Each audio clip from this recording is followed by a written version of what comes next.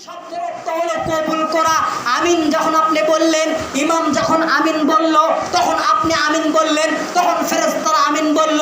রাসূল সাল্লাল্লাহু আলাইহি সাল্লাম বলেন, আবু হুরায়রা বলেন, গুফিরা লাহু মা তাকাদ্দাম মিন যামবিহি ওয়া ইযা ক্বালা গায়রুল মাগদুবি আলাইহিম ওয়ালাদ-দাল্লিন। আমিন যখন ইমাম আমিন বলে, তখন মুসল্লি আমিন বলে, আর তখন ফেরেশতারা আমিন বলে।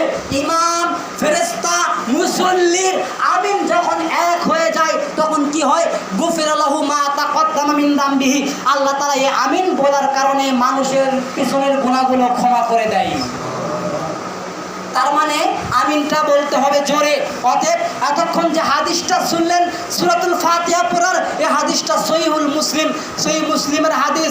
তার মানে আপনি নামাজের মধ্যে আল্লাহ সুবহানাহু ওয়া তাআলার কাছে বলতেছেন, দোয়া করতেছেন, ইয়্যাকা না'বুদু ওয়া ইয়্যাকা নাস্তাঈন। হে আল্লাহ, আমরা আপনার ইবাদত করি এবং আপনার কাছেই সাহায্য চাই। এভাবে সূরাতুল ফাতিহার মাধ্যমে আল্লাহর কাছে আপনি দোয়া করলেন, আল্লাহর কাছে আপনি মোনাজাত করলেন, আল্লাহর কাছে আপনি সাহায্য চাইলেন। এরপরে আমিন যখন বললেন, তখন কবুল হয়ে গেল। কবুল যখন হয়ে গেল, তখন আপনার ইমাম এবং মুসল্লি আর ফেরেশতার আমিন যদি মিলে যায়, এই আমিন বলার কারণে আমাদের পিছনের গুনাহগুলো ক্ষমা হয়ে গেল। এরপরে আল্লাহ সুবহানাহু ওয়া তাআলা কোরআনুল কারীমের মধ্যে বলেছেন, সূরাতুল বাকারার 238 নম্বর আয়াত, আল্লাহ সুবহানাহু ওয়া তাআলা বলেন,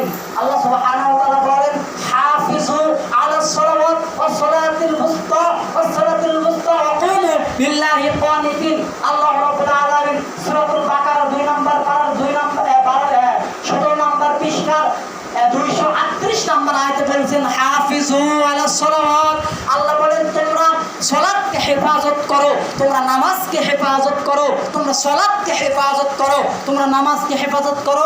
খাস করে ওয়াস সালাতুল বুসতা, তোমরা মধ্যবর্তী সালাত মানে আসরের সালাতকে খাস করে তোমরা হেফাজত করো। এরপরে ওয়াকুমু লিল্লাহি কানিতিন। আল্লাহ বলে, তোমরা সারিবদ্ধভাবে দাঁড়িয়ে যাও, তোমরা দ্বন্দ্বমান হও। তার মানে তোমরা দাঁড়িয়ে সালাত আদায় করো। সূরাতুল বাকারার 238 নম্বর আয়াতে এটাই আল্লাহ সুবহানাহু ওয়া তাআলা বোঝাচ্ছেন। সম্মানিত মসজিদের মুসল্লি, এরপরে সূরা ফাতিহা যখন হয়ে গেল, এরপরে যখন আপনি অন্য সূরা পড়বেন, অন্য সূরা যে কোনো একটা সূরাতুল ফাতিহার পরে পড়বেন। যদি একাকী হয়, তাহলে সূরাতুল ফাতিহার পরে অন্য সূরা মিলাবেন একাকী নামাজ পড়লে। এরপরে যদি ইমামের সাথে হয়, তাহলে ইমাম যদি অন্য সূরা পড়ে, তাহলে আপনি চুপ করে শুনলেন, আর আপনি মনোযোগ দিয়ে ইমামের কোরআন তেলাওয়াত নামাজের মধ্যে শুনলেন।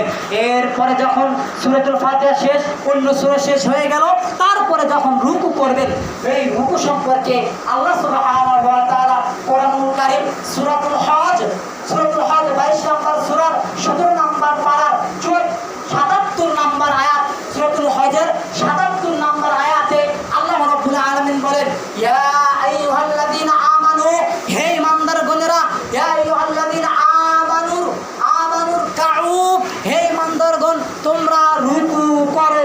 আমানুর কাউ ওয়াসজুদু ওয়া'বুদু রাব্বাকুম। আল্লাহ বলেন, হে ঈমানদারগণেরা, তোমরা রুকু করো এবং তোমরা সিজদা করো এবং তোমরা আল্লাহর ওয়া'বুদু রাব্বাকুম, এবং তোমরা কি করো? আল্লাহর ইবাদত করো। ওয়াফআলুল খায়রা, এবং তোমরা ভালো কাজ করো, ভালো ইবাদত করো। ওয়াফআলুল খায়রা, তোমরা ভালো কাজ করো, নেক আমল করো। তার মানে আল্লাহ বলছেন, হে ঈমানদারগণেরা, তোমরা রুকু করো, সিজদা করো এবং আল্লাহর ইবাদত করো, ভালো কাজ করো, ভালো আমল করো, নেক আমল করো, সৎ আমল করো। লাআল্লাকুম তুফলিহুন। যদি ভালো কাজ করতে পারো, যদি সালাত আদায় করতে পারো, যদি যাবতীয় ইবাদত করতে পারো, তাহলে কি হবে? লাআল্লাকুম তুফলিহুন, তোমরা হবে সফলকাম, তোমরা হবে কামিয়াব, তোমরা হবে অগ্রগামী, তোমরা হবে মঙ্গলকামী, তোমরা সফলতা অর্জন করতে পারবে। এরপরে যখন আপনি রুকুতে যাবেন, রুকুতে যাওয়ার সময় আপনাকে যে দোয়া করতে হবে, হুযায়ফা রাদিয়াল্লাহু আনহু থেকে বর্ণিত, আরেকটা আছে আবু হুরায়রা রাদিয়াল্লাহু আনহু থেকে বর্ণিত, যে দোয়াটা আপনি রুকুতে গিয়ে আপনার আপনার এই দোয়াটা আপনি পড়তে পারেন। কোন দোয়া? সুবহানাকা আল্লাহুম্মা রব্বানা ওয়া বিহামদিকা আল্লাহুম্মা গফিরলি। এই দোয়াটা আপনি রুকুতে গিয়ে পড়তে পারেন। সুবহানাকা আল্লাহুম্মা রব্বানা ওয়া বিহামদিকা আল্লাহুম্মা গফিরলি। এই দোয়ার অর্থ হলো, হে আল্লাহ, হে আমাদের রব, আপনার পবিত্রতা সহকারে প্রশংসা বর্ণনা করেছি। আল্লাহুম্মা গফিরলি, হে আল্লাহ আপনি আমাদেরকে ক্ষমা করে দিন। আল্লাহুম্মা গফিরলি, হে আল্লাহ আপনি আমাদেরকে ক্ষমা করে দিন। এই দোয়া যদি না পারেন কমপক্ষে এই দোয়া বলতে হবে 3 বার। 3 বার কোন দোয়া বলতে হবে? সুবহানা রাব্বিয়াল আযীম, সুবহানা রাব্বিয়াল আযীম, সুবহানা রাব্বিয়াল আযীম। কমপক্ষে 3 বার এই দোয়া বলতে হবে। 3 বারের পরে যতবার চাই রুকুতে আপনি এই দোয়া পড়তে পারেন। কমপক্ষে 3 বার বলতে হবে। এরপরে যতবার মন চায়, যতক্ষণ ইমাম সাহেব রুকুতে থাকে আপনি এই দোয়া ততক্ষণ পর্যন্ত পড়তে পারবেন। সুবহানা রাব্বিয়াল আযীম। এই দোয়ার অর্থ হলো, মহাপবিত্র আমার রব যিনি মহান। সুবহান রাব্বিয়াল আযীম, মহাপবিত্র আমার রব যিনি কি মহান, মানে যিনি কি মহান, আযীম যিনি মহান। এরপরে রুকু থেকে ওঠার সময় আপনি বলবেন সামি আল্লাহ, আল্লাহ তাআলা, আল্লাহ তাআলা ওই ব্যক্তির কথা শোনেন। সামি আল্লাহ, আল্লাহ তাআলা ওই ব্যক্তির কথা শোনেন। কোন ব্যক্তি? লিমান হামিদা, যে ব্যক্তি কি করে? আল্লাহর প্রশংসা করে। তার মানে আপনি যখন রুকু থেকে উঠবেন তখন কি বলবেন? সামি আল্লাহ। আল্লাহ বলছেন, রাসূল সাল্লাল্লাহু আলাইহি সাল্লাম বলছেন যে আল্লাহ তাআলা ওই ব্যক্তির কথা শোনেন। কোন ব্যক্তি? লিমান হামিদা, যে ব্যক্তি কি করে? আল্লাহর প্রশংসা করে। তাহলে সামি আল্লাহু লিমান হামিদা। এই দোয়া পড়ে আপনি রুকু থেকে উঠলেন আর হাত উত্তোলন করলেন, অর্থাৎ রফল ইয়াদাইন করলেন। এরপরে রুকু থেকে ওঠার পরে আপনি যে দোয়াটা পড়বেন, রব্বানা ওয়ালাকাল হামদ, রব্বানা লাকাল হামদ হামদান কাসীরান তাইয়িবান মুবারাকান ফি, রব্বানা লাকাল হামদ হামদান কাসীরান তাইয়িবান মুবারাকান ফি। এর অর্থ হলো, রব্বানা, হে আমাদের রব, হে আমাদের রব আপনার জন্য অগণিত প্রশংসা। রব্বানা লাকাল হামদ, হে আমাদের রব আপনার জন্য অগণিত প্রশংসা। লাকাল হামদ হামদান কাসীরান তাইয়িবান মুবারাকান ফি।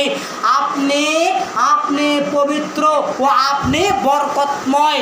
কাসীর মানে বেশি বেশি, আপনার জন্য অগণিত প্রশংসা। কাসীর, আপনার জন্য কি অগণিত প্রশংসা। এই দোয়া যদি বলতে না পারেন তাহলে বলবেন রব্বানা ওয়ালাকাল হামদ, হে আমাদের রব আপনার জন্য সমস্ত প্রশংসা। এই দোয়াটা কমপক্ষে বলবেন যে রব্বানা ওয়ালাকাল হামদ। এই দোয়াটা কমপক্ষে বলবেন, না পারলে এই দোয়া বলবেন রব্বানা ওয়ালাকাল হামদ। এই দোয়ার অর্থ হলো, হে আল্লাহ আপনার জন্য সমস্ত প্রশংসা। এরপরে আপনার রুকু হলো, এরপরে রুকু থেকে ওঠার পরে যে দোয়া পড়লেন, এরপরে আপনার 2 হাত আপনার আগে পড়বে, আগে হাঁটু পড়বে না, আগে হাত পড়বে। আগে হাত ফেলাতে হবে নামাজের মধ্যে। সেজদায় যখন যাবেন তখন আগে হাত ফেলাতে হবে, হাঁটু নয়। আগে 2 হাত পড়বে। এরপরে 2 হাত যখন দেবেন বলবেন আল্লাহু আকবার, আল্লাহ সবচেয়ে বড়। আব্দুল্লাহ ইবনে আব্বাস রাদিয়াল্লাহু আনহু থেকে বর্ণিত, তিনি বলেন রাসূল সাল্লাল্লাহু আলাইহি ওয়াসাল্লাম বলছেন, রাসূল সাল্লাল্লাহু আলাইহি ওয়াসাল্লাম বলেন যে 7টি অঙ্গ দ্বারা আল্লাহকে সিজদা করতে হবে। শুনুন, এই 7টি অঙ্গ দ্বারা যদি আপনি সিজদা না করেন আপনার সালাত হবে না। 7টি অঙ্গ দ্বারা আল্লাহকে সিজদা করতে হবে। 7টি অঙ্গ দ্বারা আল্লাহকে সিজদা করতে হবে। ভালো করে শুনেন, আব্দুল্লাহ ইবনে আব্বাস বলেন রাসূল সাল্লাল্লাহু আলাইহি সাল্লাম আমাদেরকে দেখালেন 7টি অঙ্গ দ্বারা সিজদা করতে হবে। এর প্রথমে আল্লাহর নবী বললেন কপাল, তারপরে নাকের দিকে ইশারা করলেন, তারপরে 2 হাতের কথা বললেন, এরপরে হাঁটুর কথা বললেন, এরপরে 2 পায়ের গোড়ালির কথা বললেন। এই 7টি অঙ্গ দ্বারা সিজদা করতে হবে আল্লাহ সুবহানাহু ওয়া তাআলাকে। এটা হলো সহিহুল বুখারীর হাদিস। 7টি অঙ্গ দ্বারা সিজদা করতে হবে। এরপরে যে হাদিসটা আপনাদের সামনে বলতে চাচ্ছি, রাসূল সাল্লাল্লাহু আলাইহি ওয়াসাল্লাম বলেন, আমি কি তোমাদেরকে চোরের কথা বলবো না? আমি কি তোমাদেরকে বড় চোরের কথা বলবো না? তোমরা কি চোর বলতে কি বোঝো? আল্লাহর সাহাবীরা বলেন যারা টাকা পয়সা মানুষের ধন সম্পদ চুরি করে এরাই হলো বড় চোর। আমরা তো এটাই বুঝি। তখন আল্লাহ নবী বলেন,